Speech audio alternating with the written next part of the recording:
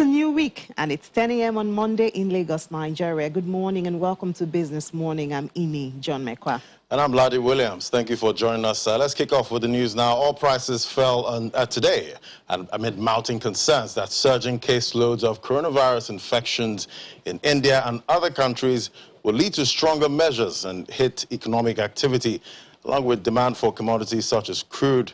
Brent crude was down 43 cents at $66.34 a barrel after rising 6% last week. U.S. oil was down 42 cents at $62.71 a barrel, having gained 6.4% last week with a resurgence of virus cases in India and Japan. Topside ambitions continue to run into walls of profit-taking. And back here in Nigeria, the Securities and Exchange Commission has been speaking about its recent warning to indigenous investment tech platforms over offering foreign securities to Nigerians. According to the head office of the chief economist at the commission, Mr. Oke Omeano, SEC has supported in the registration of fintech companies and do things the right way. Some players started, making these foreign stocks available for domestic investors without going through the approval process of the SEC. The capital market is a regulated market. No player, no entity can go into the market, set up shop without going through the necessary approval process. These approvals are for investor protection. They are to curb illegal activity. They are to ensure that we have fit and proper people in the market. So the SEC has the responsibility to do all this. The SEC has the responsibility to, regulate a market that is fair to all. And when players come into the market without going through the proper channels, then it's a problem. So the SEC identified this and, just sought to let everyone know what to do, the right thing to do. And Nigeria Port Authority says it has resumed issuance of electronic call-up tickets to cargo operators at the AP Mola terminal after a dispute resolution between the terminal operator and the Maritime Workers Union. Last week, the union halted activities at the terminal at Lagos Port Complex over alleged breach of local content laws by the management of the APM terminal and other international oil companies, forcing the Port Authority to suspend issuance of tickets to APMT-bound cargoes. The MPA added that operations are going smoothly and the management is working to ensure that the e-collar platform is perfected. On a bit of bonanza now, Huggies diaper, a big player that has been in the Nigerian market since 2012, believes in giving care about the comfort of babies and has rewarded its customers with different laudable prizes from the just concluded Huggies Happy Home Bonanza. The general manager of Kimberlin-Clark, Vani Malik, says the bonanza is a way of supporting nursing parents during the COVID-19 pandemic and make them independent. Kimberlin-Clark, makers of one of the leading diaper brands, Huggies, is rewarding its loyal customers who have taken part in the Huggies Happy Home Bonanza with different categories of cash, vouchers, a brand new car and apartment. The lucky winners are here at the Maryland Mall, submitting necessary details about themselves before receiving their gifts. Then comes the moment. One after the other, they receive their cash prizes. Huge congratulations. This brand new luxury SUV is also presented out to one family. Congratulations, that's a presentation of the key. At first, we never knew it was that real and just bought it and scratched the card. But we say a very big thank you to Huggies and we pray that the company will be making more sales than the way it is. Presenting the key to the house very shortly, very fast as well. The best is saved for last. Another winner gets a 3-bedroom duplex at Meridian Luxury Park Estate, Awoyaya, Lekki. Huggies made me a house owner, not only anywhere in Nigeria, but in Lagos. Huggies made me a landlord. Thank you, Huggies. The managers of Kimberly-Clark say the initiative is a way of caring for their customers despite the COVID-19 pandemic. Today, right here in Lagos, we awarded a brand new car and this beautiful house to 2 different families. We are very, very happy to support them in their journey, and we are very proud of the way the promo has turned out. How better to help them recover from such the challenge that COVID-19 delivered to Nigeria than to provide an opportunity for them to win substantial amounts of money, potentially a brand new car, and even as we stay here today, a brand new house. Huggies Happy Home Bonanza rewarded 6 of its customers with 1 million naira each, 15 supported with 200,000 naira, 30 got 100,000, 300 entries won 25,000 naira gift vouchers, and over 60 entries were gifted with airtime. All right, figures from the National Bureau of Statistics indicates that internally generated revenue at state level for the fourth quarter and full year of 2020 dropped by 20 billion naira at 1.31 trillion naira compared to 1.33 trillion at the end of 2019. Placing this side by side with the total public debt, which as of December 31st, 2020 was at 32.915 trillion. And comment from the CBN governor indicating that states would have to pay their debt. We'll discuss the implication of the dwindling revenue and possibility and the impact on states paying up with Mr. Paul Alaja, a senior economist with SPM Professionals. Hello, Mr. Alaja, great to have you. Good morning. Good morning, and thank you so much for having me. Thank you. So before we delve into the core of our discussion, what's your position on the printing of 50 to 60 million naira additional FAC for March? The CBN governor referred to it as a budget support. Well, recall that the governor of Edo State had said Nigerian Central Bank had printed 50 to 60 billion to support states and local government FAC in sharing. And Minister of Finance have said, no, we did not print. And CBN have said, well, it's a support, which is our responsibility.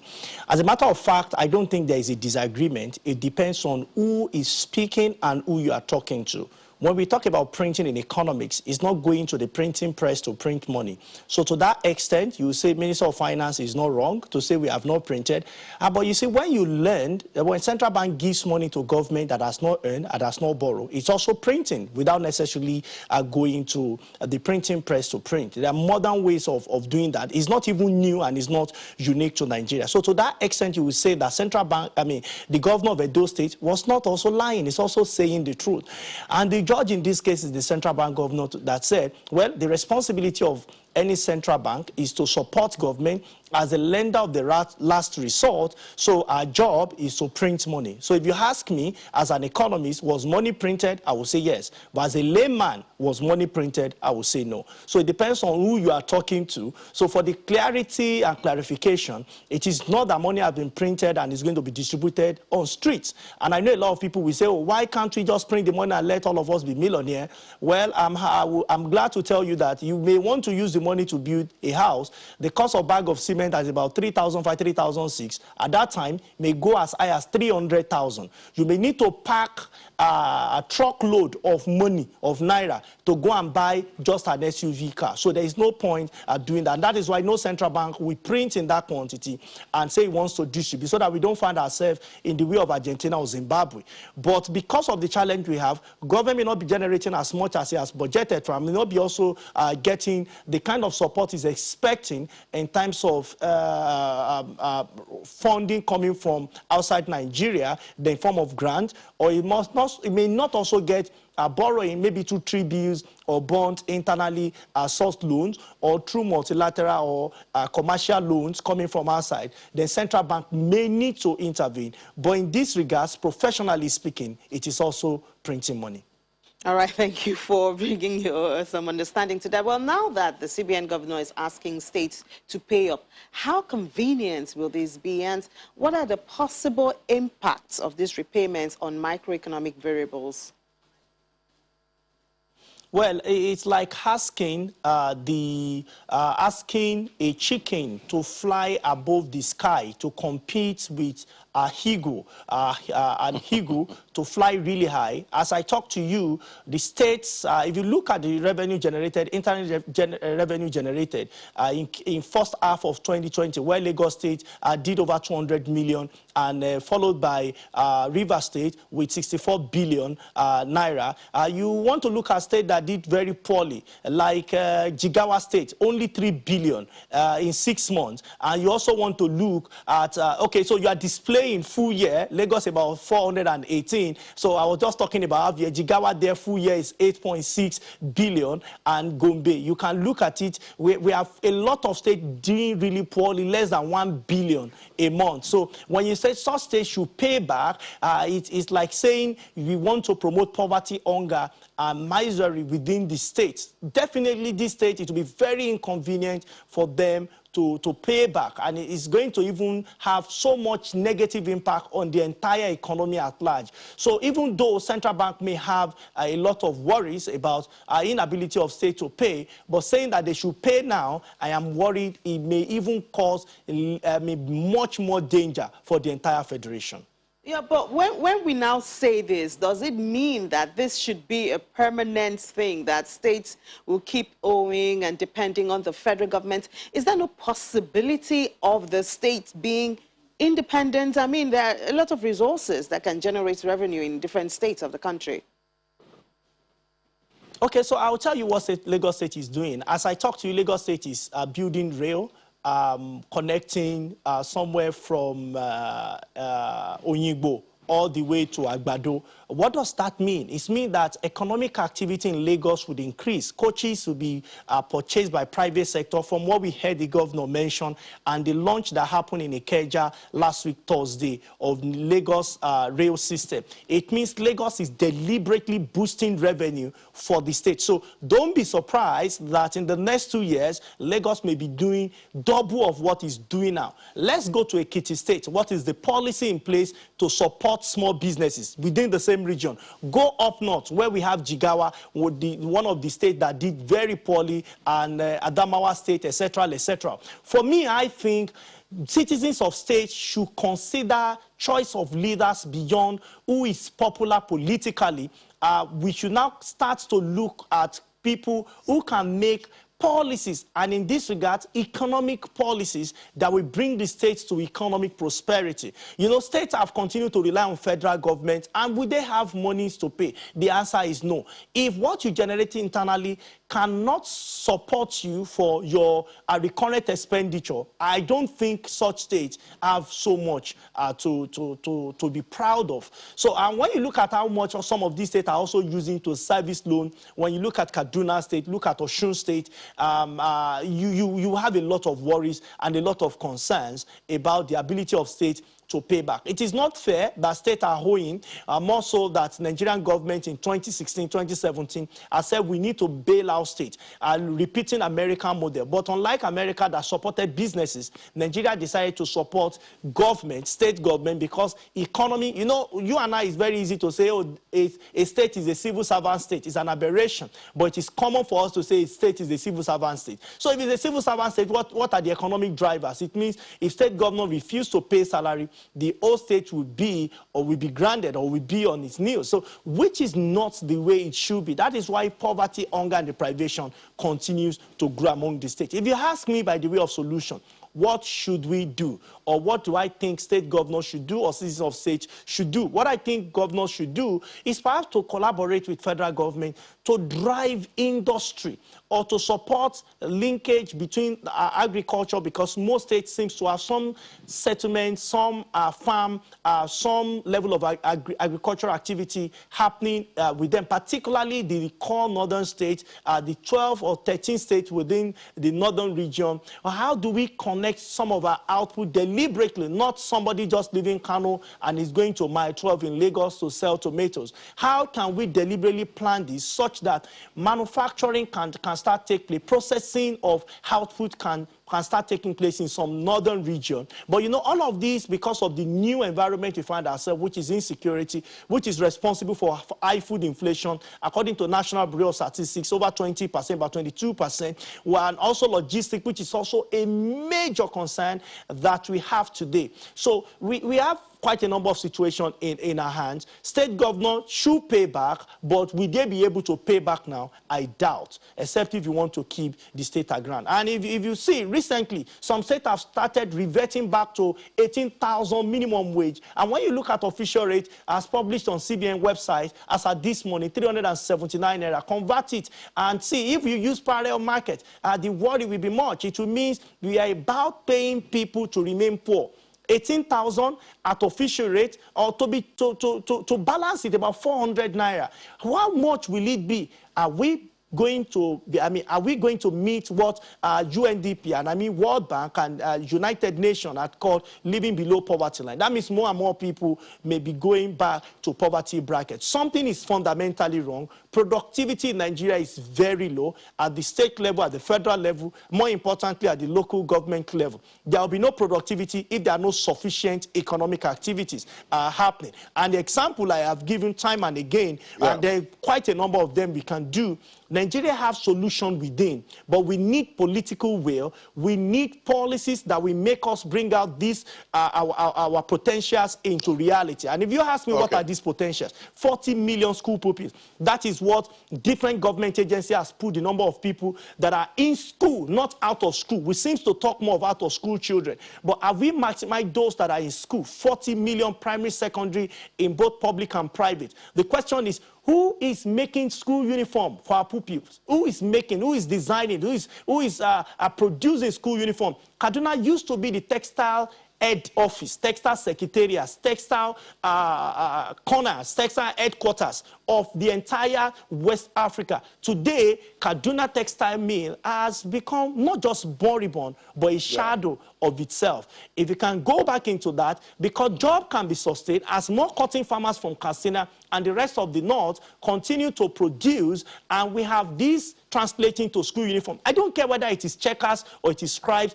even if it is abada, as we say it in the east, or if it is Ankara, as we say it in the some part of Nigeria. School uniform will not make you to learn more or learn less. It will only, it's also a way of identification of which school this belongs to. And I hope if we do it, we will get there sooner than we can imagine. Yeah, but what practical steps do you think we can use to boost productivity at this point? Okay, so apart from looking at manufacturing, there are some things which authorities must do and citizens must do. A practical step to boost productivity will be to look at our competitive cost advantage, particularly in agriculture. As I talk to you, a lot of output are happening in Benue. How do we get this output to Abuja and to benefit the people? One of the things authorities should do, which they've started doing and I'm happy with, is rail, connecting Nigeria via rail, because of concerns of insecurity and also concerns of road infrastructure that is not sufficient today. How fast we can do that, how convenient we can do that is something else to do. But you see, productivity of people would improve when the environment that we enhance productivity is put in place, which includes generating sufficient power supply, moving away from what we have between 3,500 megawatts distributed, not generated, distributed, to average of 5,000 megawatts distributed, because it is what is distributed that is consumed at the end of the day. So when we have some of these things in place, then we train people.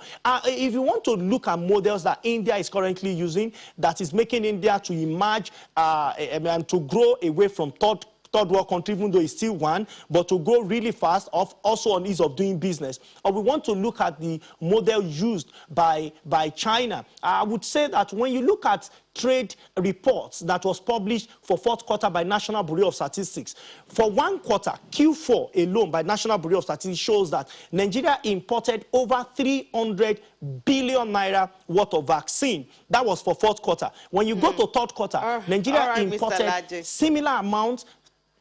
All right, thank you. We really have to take it there because it's time for a break. But thank you so much for sharing your thoughts with us, and we'll certainly talk about the issue of import in a moment. Mr. Alaje is a senior economist at SPM Professionals.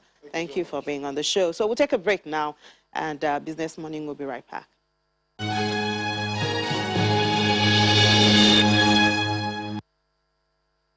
Welcome back. Well, the World Trade Organization has ranked Nigeria 25th importer of commercial services in the world and the first in Africa for 2020. This refers to business services and social services. What does this mean for the economy? Mr. Mustafa Wahab is an analyst with Chapel Hill Denham and explores this with us. Good morning, Mr. Wahab, and thanks so much for joining us this Monday morning. Hi, good morning. Thank you for having me. Yeah. So what does it mean being the 25th commercial services importer globally and the first on the continent? What does it mean really? So I think that, historically, Nigeria's commercial services have actually been in net debit position, right? I can't remember a time where it has been credit. And I think that the significant portion of Nigeria's balance of payment crisis today actually stemmed from services, right?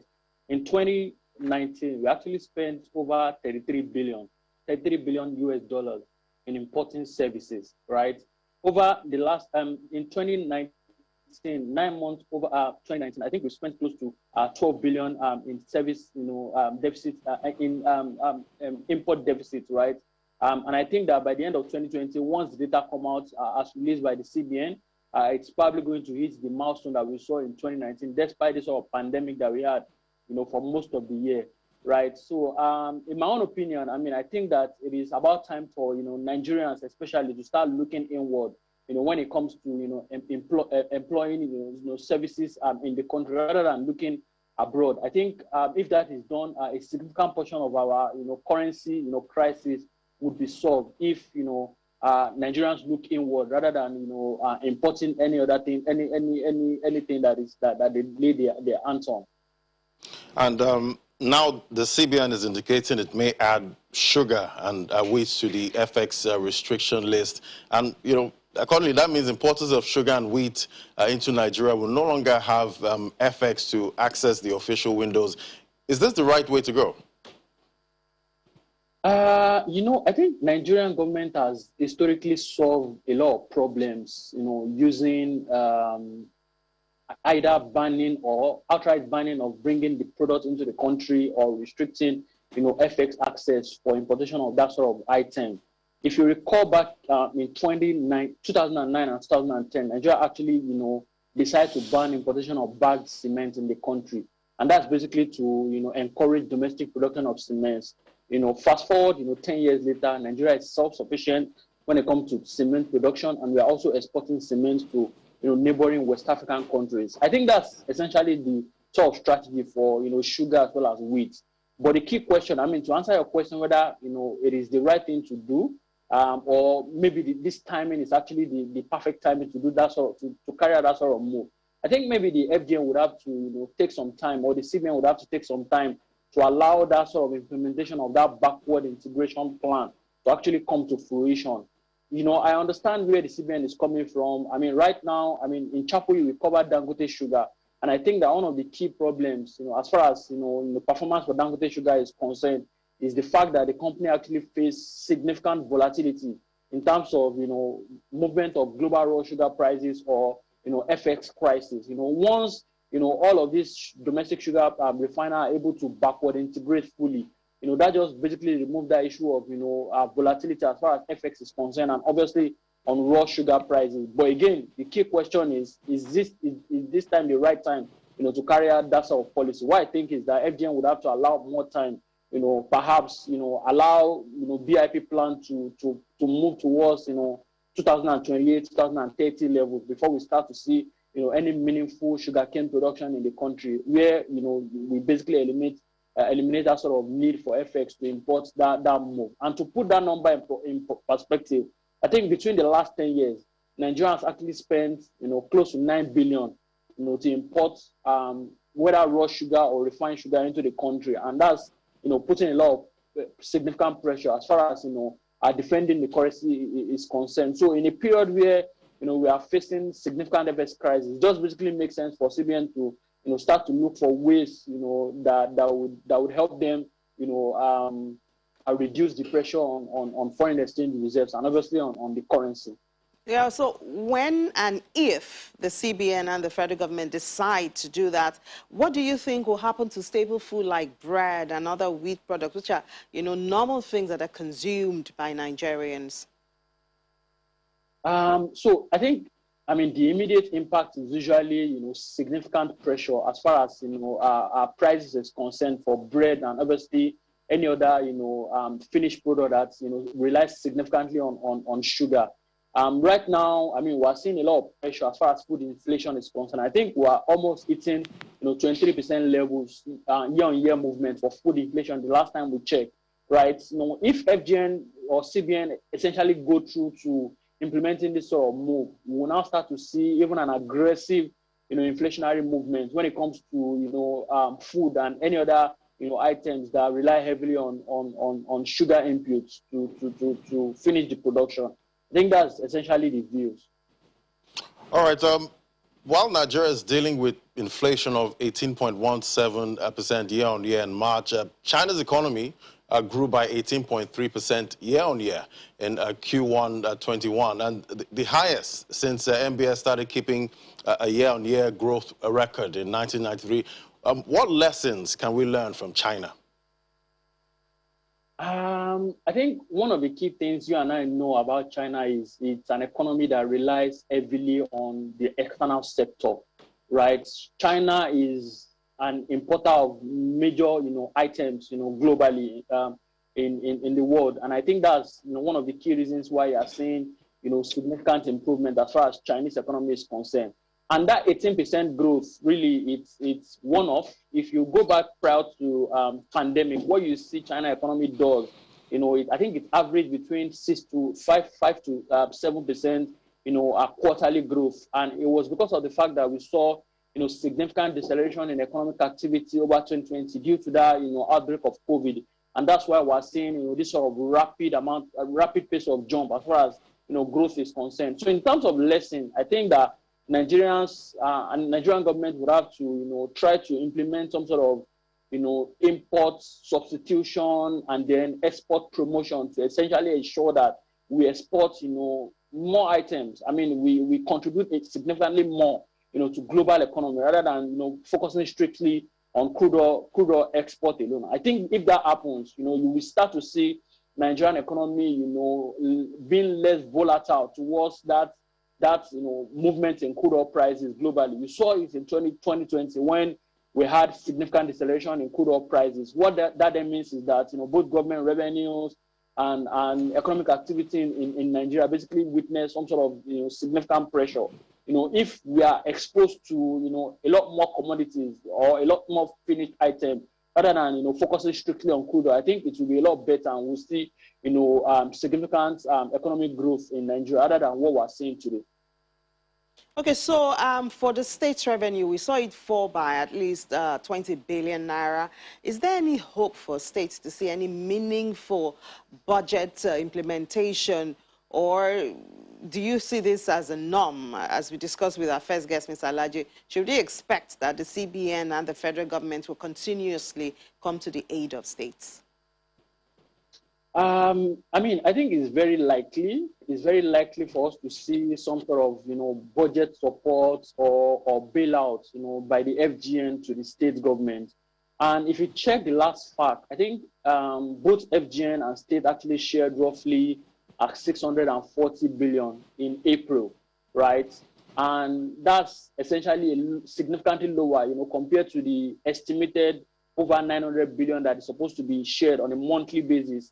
And that basically leaves significant room for, both state government and obviously on FGN to raise significant amount of money in a bid to see any meaningful, budget implementation. And obviously, like your previous guest discussed, IGR is actually running at a very slow pace. A lot of states outside of Lagos and Rivers are struggling to generate any meaningful IGR. So I think that's why you are seeing, most states, finding it difficult to pay salaries or implement any meaningful, capex implementation.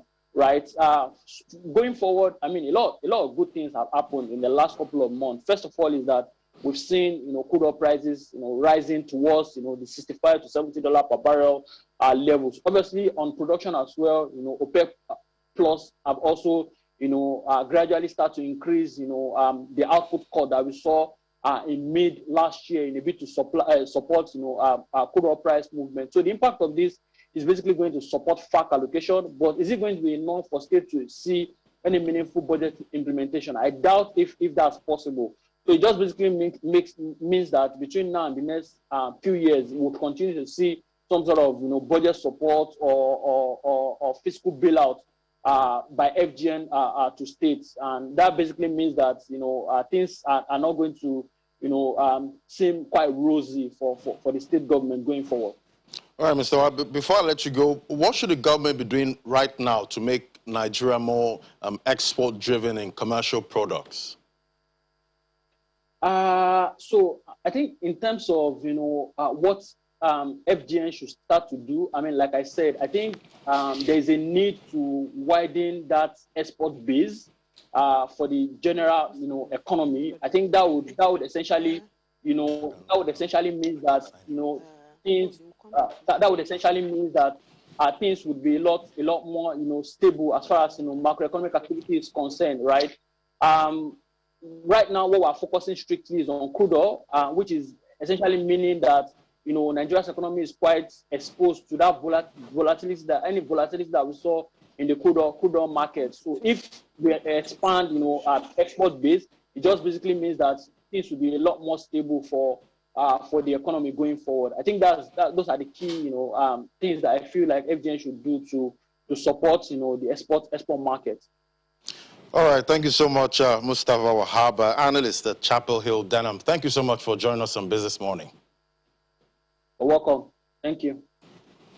All right, now, so it's time for our opening call to the markets. Edidi Ongiwang is telling us what happened last week, but I learned that there were two good and three red. And the banking index was quite bearish. Eddie, let's get the details from you. I was just smiling listening to you people talk about the markets. But you're right. We had the bears overpowered the bulls in the market yesterday as the index was down 0.15% at 38,808.01 points, while the market cap was at 20.310 trillion naira. Now, the year-to-date loss has risen to about minus 4.2%, and that's quite sad because at the beginning of the year, the year-to-date returns was at 5% for January alone. And then at this time now, we've now seen the year-to-date returns at minus 4.2%. But to talk more about the market is Rotimi Fakaijo, a stockbroker. Good morning, Mr. Fakaijo. Thank you for joining us on the program. Good morning, Eddie Young. Well, so what should we be expecting from the market and investors this week? Well, I think for what we saw last week, really not what we thought to have been. But the most cheerful thing now is that for this week, a lot of Q1 results are going to be released. We've seen that of UBA already, and I think there's quite an improvement. So definitely what we've seen so far for year-end for 2020, definitely is going to be consolidated by the whatever comes up for Q1 2021. And I believe strongly that with what we have seen for UBA, all other banking sector stocks are most likely to do as well.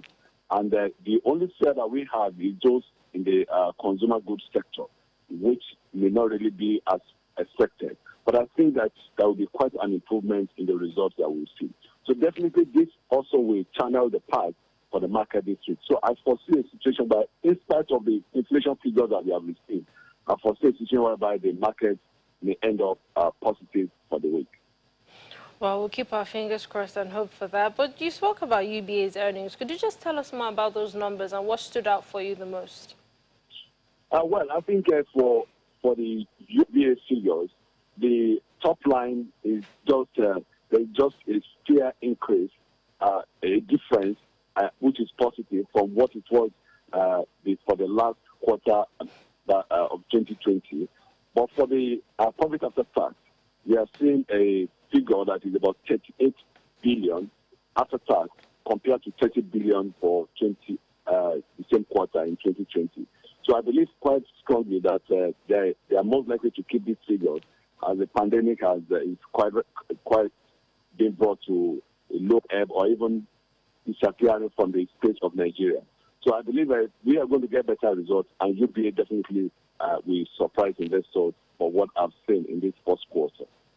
So while we expect investors to react positively to the shares of UBA, we've seen a lot of declines in the banking sector generally, especially last week. So what should we be expecting from all the other banking stocks this week? Should we be expecting some bargain hunting?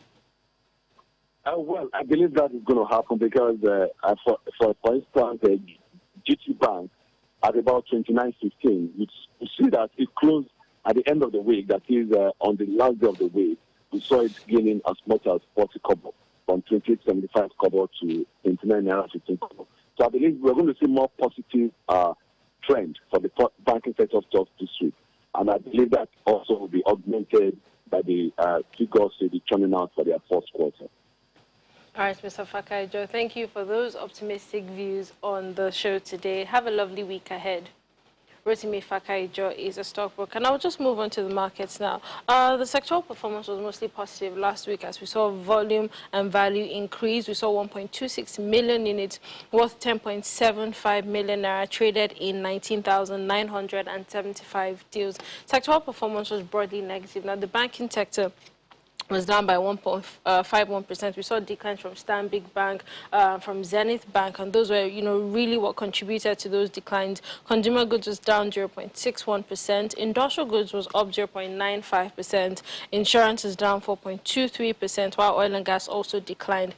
The unlisted securities markets continued this bullish trend last week as the NSI was up 1.53% at 767.43 points. Now, that could also be attributed to the admission of the shares of NGX on its platform. Now, we saw a lot of, it was welcomed positively by the markets. We saw a lot of interest in that, although we still saw some people holding on and not wanting to sell those shares. But then the market was bullish, and hopefully it will continue that trend this week.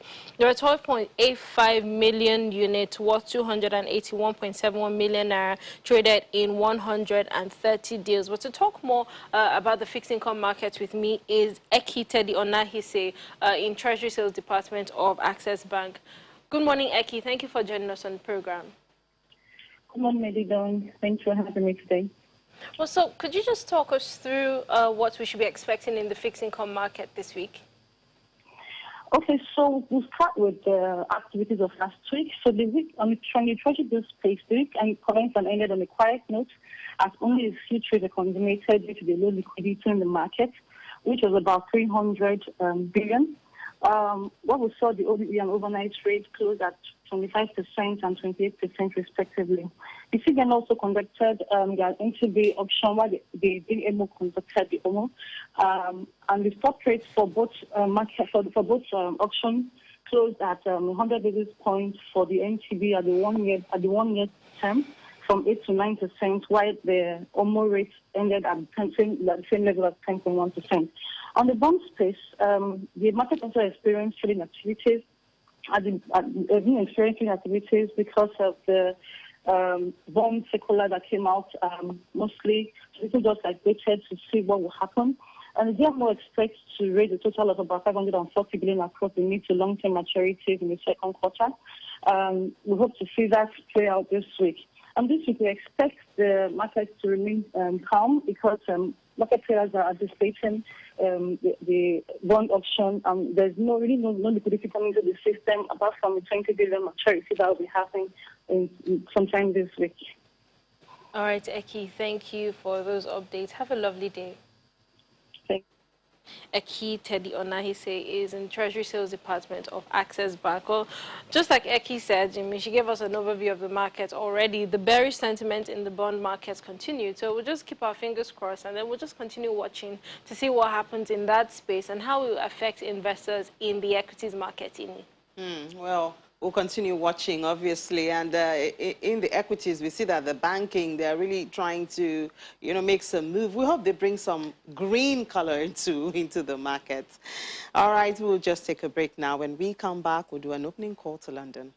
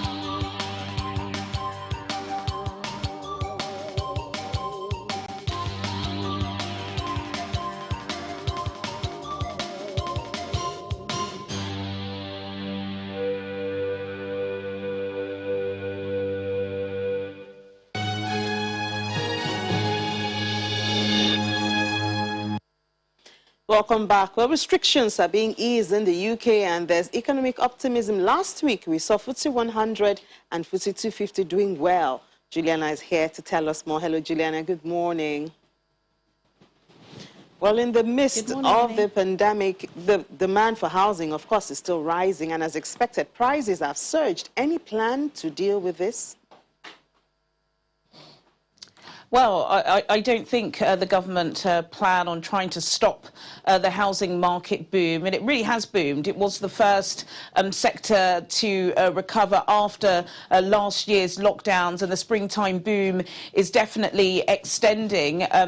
Today, we've had reports that suggest, the average cost of a house in the UK is more than £250,000, and that's outside of London. If you want to live in London, it will set you back at least £500,000. And with some people, some say, this is potentially a good thing. There are so many new subsidy schemes at the moment. One of them is the fact that stamp duty has been paused. So if you buy a home that costs up to £500,000, you don't have to pay any tax on that purchase. And then, of course, there's this new government-backed 5% mortgage loan scheme, which has really kicked off today. But there are obviously concerns that the boom and the demand is outstripping the supply. And there are still millions of people in the UK that are living in pretty shabby housing and are struggling to get on the property ladder. So some observers are suggesting that the government put more money into social housing than, winning of this boom that's taking place at the moment. Well, the Confederation of British Industry, the CBI, is asking businesses to level up by investing away from London and the South. Why is that? Well, the level up terminology was coined by Boris Johnson. It's really one of the reasons why he was able to secure such a spectacular victory during the last general election here. There have been so many concerns that areas, some of the most deprived areas in England and the rest of the United Kingdom, were just not getting the investment that they need. The CBI now has a new head, Tony Darker. The CBI, they represent tens of thousands of businesses here in the UK. They are going to be having an annual conference later today. He's been speaking to the media before that, and he does want to try and lure businesses into some of the deprived parts of this country. It's not going to be easy getting people outside of the capital, but there are incentives. The government also, as well, as part of their spring budget, have announced that there will be some new spanky government buildings being put up in the north of England, and Tony Darker hopes that some businesses will follow the government's lead.